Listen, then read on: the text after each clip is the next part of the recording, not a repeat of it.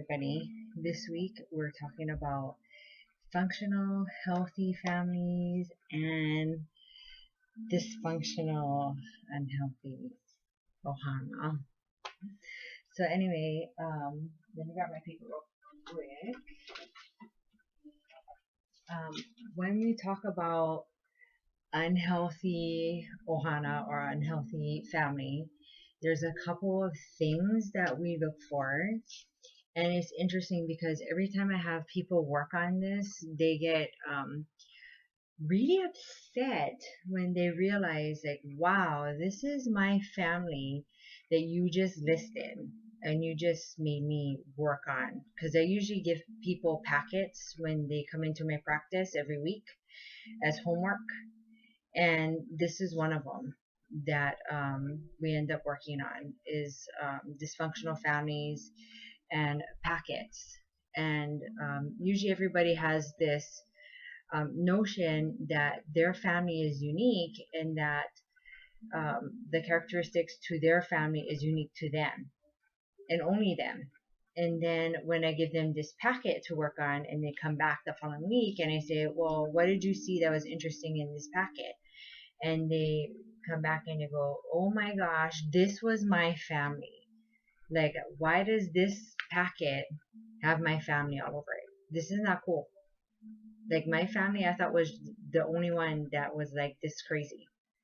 Like, why did this author just systematically, step by step, write down every characteristic about my family? And I thought my family was pretty normal. This is not even cool. So anyway, yeah, this is one of those aha moments that people usually have. So anyway, we're going to go over unhealthy ohana or families and healthy family characteristics. So I'm going to walk off of this for a little bit. Never mind, just jokes. Anyway, unhealthy characteristics. One of the unhealthy characteristics is any comment is seen as an attack no matter the intent. So whether it's a good intent or a not so good intent, any comment is viewed as an attack, which means AKA a fight is on. It's on and popping. So that's a typical characteristic of an unhealthy family. No one can get angry in an unhealthy family setting or a dysfunctional family. No one can get angry. And yet everybody's always angry in the family, which is really ironic in all of that. Any difference of opinion, belief, values, behavior is threatening, and family members try to avoid differences in that. So in other words, nobody can have a difference of opinion. There's only one opinion and everybody needs to agree on that, because if not, it's deemed as threatening, and once again, that means there is another fight that's going to go down. Tenderness or affection is not shown because of fear of attack, ridicule, or disappointment. So all that pretty much means is that there's no such thing as tenderness or affection. It's no such thing as that. So usually when people come in, they always say, yeah, we never really had hugs. There was never really any emotion in our family. There's no such thing that's there. It's very typical. Any sign of acting sad is a sign of weakness. Any sign of emotion is a sign of weakness. That's a big one for people in a dysfunctional family. Sorry, I'm just trying to check this stuff off as we're going through it.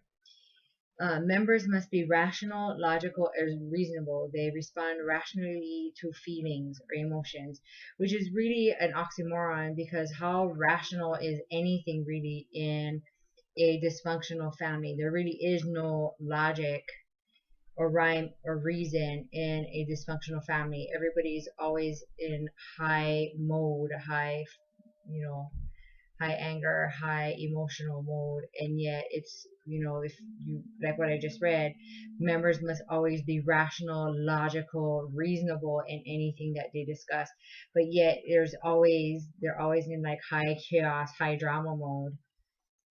Everything, including arguments, must be nice and polite. Okay. Love means members must always be dutiful and obedient. If you love me, you would. So in other words, there's always a hidden agenda to everything. Always, you know, nothing is ever what it seems. So anyway, that's what a checklist for an unhealthy family process means. So here's the flip side of what a healthy family looks like. Members give and receive feedback as a statement of feeling without blaming. So you can actually have a conversation and not worry about being blamed for anything. Who would have thought that, huh? Differences in individual behavior, opinion, and values are respected and encouraged. So, in other words, there's actual conversation, and you don't have to worry about getting screamed and yelled at again. Wow. Okay. Family disagreements produce better understanding, negotiation, and change. So, even though there's disagreements, there's no screaming and yelling and pots and pans flying through the air, or beer bottles, or whatever is closest to you, slippers, belts, whatever. Okay. One member can dislike or disapprove of another's behavior without sending a message that they dislike or disapprove of the other person. So you can actually say like I don't agree on something, and it's okay to agree to disagree. Not something that you usually hear in a dysfunctional family. Both positive and negative feelings are freely given and accepted, not responded to with a message of you shouldn't feel that way. Like you can't feel that way. You can actually feel something because there's actually feelings in a healthy family because there's actually emotions there. Individual functioning can continue if the system is disrupted. There's non enmeshment, so people actually can do things and it's okay because people are not totally enmeshed upon each other. There's no codependency involved there. They actually enhance each other and it's not all kind of crazy inside there and there's no drama.